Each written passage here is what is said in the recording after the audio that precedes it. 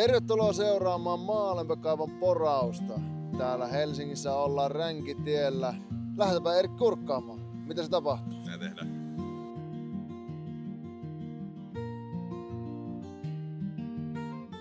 Kerro vähän tästä hankkeesta. Joo, tää on tosiaan tämmönen meidän tyypillinen kohde täällä Helsingissä. Tää rivitalokohde, jossa on 16 eri rakennusta ja noin 63 huoneistoa. Tällä hetkellä kaukolämmössä.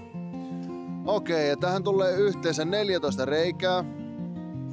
Noin 4,5 kilometriä porakaivaa yhteensä. Poraukset kestää noin 2 viikkoa. Nyt ollaan päästy tänne poraustyömaalle ja tässä on kompressori. Kompura kuljetetaan työmaalle tämmöisellä isolla kuorma-autolla ja perälle menee poravaunu.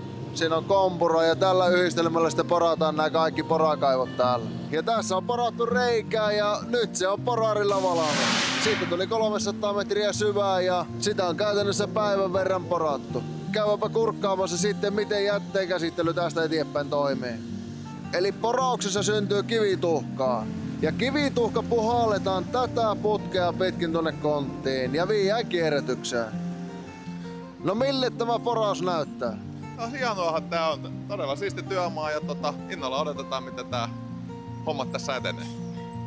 Ja seuraavassa vaiheessa mennään pihahommiin, katsotaan miten vaakaputkisot asennetaan ja nähdään seuraavan videon parissa.